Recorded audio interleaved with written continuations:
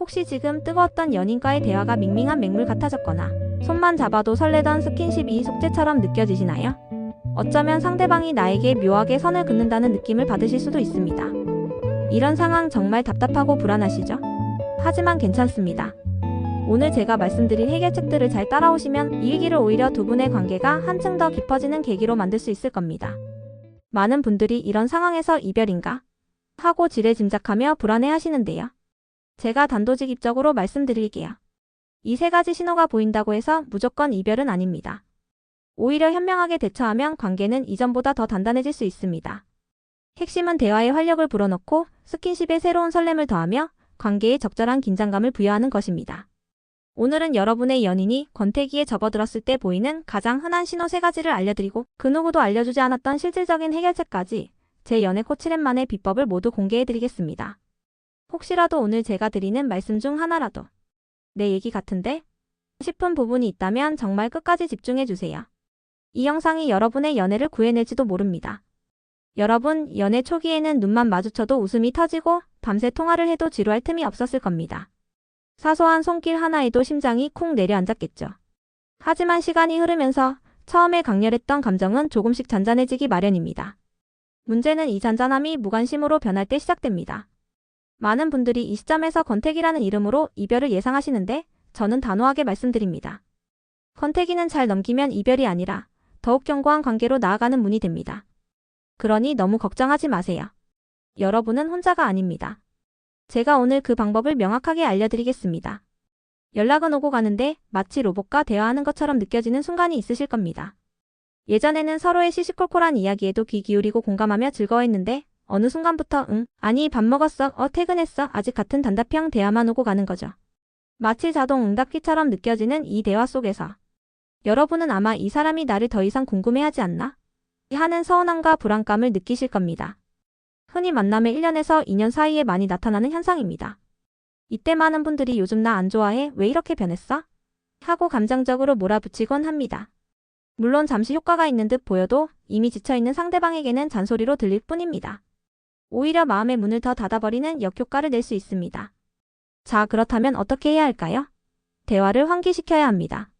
하지만 여기서 중요한 포인트가 있습니다. 단순히 질문을 많이 하라는 의미가 아닙니다. 밥 먹었는지, 퇴근했는지 같은 일상적인 질문은 오히려 대화를 더 메마르게 할 뿐입니다. 상대방은 또 기계적으로 대답하고 결국 여러분 혼자 지쳐버리게 됩니다.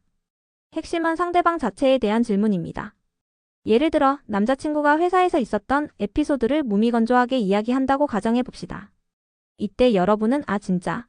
그럼 그때 기분은 어땠어? 그렇게 결정한 이유가 있어? 하고 그의 감정이나 생각의 흐름을 묻는 질문을 던지는 겁니다. 일상을 묻는 것이 아니라 그 사람의 내면을 건드리는 질문을 통해 스스로 자신의 이야기를 할 수 있는 기회를 제공하는 거죠. 생각해보세요. 단순한 입력 출력식. 대화만 하던 남자의 뇌는 갑자기 나라는 사람에 대한 인터뷰가 들어오면 당황하게 됩니다. 기계적으로 답할 수 없죠. 한 번, 두 번 생각을 굴려가며 자신의 이야기를 하다 보면 어느새 대화에 몰입하게 됩니다. 그러다 보면 무의식적으로 자신의 힘든 점까지 이야기하게 되고 이때 여러분이 진심으로 공감하고 따뜻한 위로를 건네면 이 남자는 서서히 변할 겁니다. 기계적인 일상 질문이 아니라 여러분이 원하는 여러분 자체에 대한 질문을 하기 시작할 겁니다. 이건 단순한 대화가 아닙니다. 관계의 깊이를 더하는 마법 같은 대화의 기술입니다.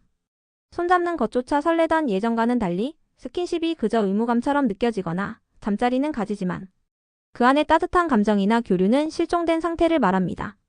남자의 욕구와 감정은 분리되어 있는 경우가 많기 때문에 스킨십의 양이 곧 마음의 크기를 의미한다고 단정할 수는 없습니다.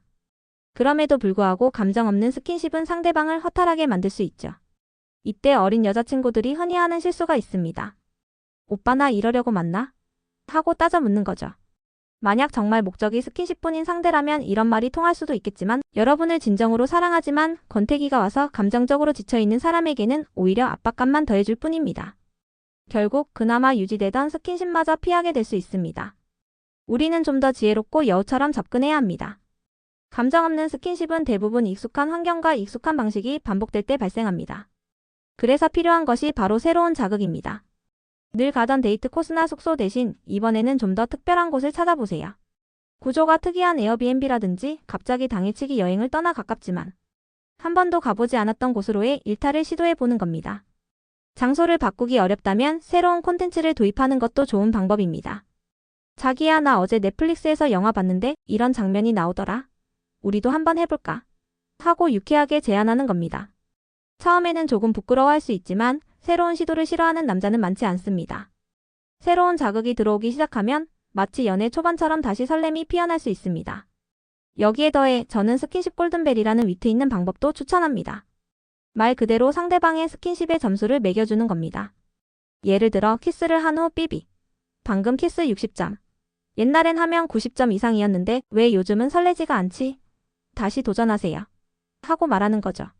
스킨십을 피하지 않으면서도 나름의 귀여운 도발이 되고 낮은 점수를 통해 은근한 오기를 자극할 수 있습니다. 농담처럼 시작된 이 게임이 어느새 상대방을 스킨십에 더 몰입하게 만들고 그 몰입이 더 깊은 감정으로 이어질 수 있습니다. 너는 진짜 좋은 사람이야. 나 같은 사람 옆에 있을 게 아닌데. 또는 우린 좀 다른 것 같아.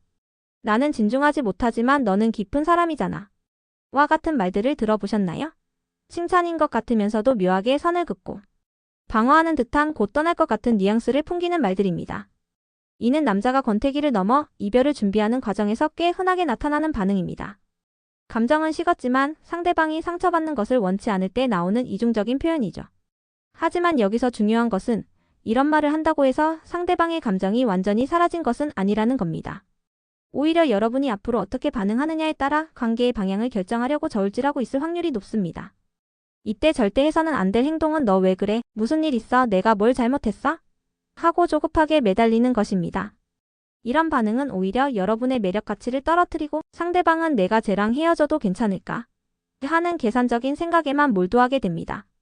이런 상황에서는 감정적인 대응이 아닌 전략적인 행동이 필요합니다. 첫째, 맞받아치기입니다. 오해하시면 안 됩니다. 공격하라는 것이 아니라 상대방의 말을 있는 그대로 수용해서 오히려 그를 당황하게 만드는 겁니다. 그가 너는 진짜 좋은 사람이야. 나 같은 사람 옆에 있을 게 아닌데. 라고 말하면 여러분은 사실 나도 요즘 그런 생각이 들어. 내가 어떤 사람이랑 있어야 편할지 요즘 그런 거 생각하게 되더라. 하고 말해보세요. 그 순간 상대방은 자신이 예측했던 것과는 전혀 다른 반응에 당황할 겁니다.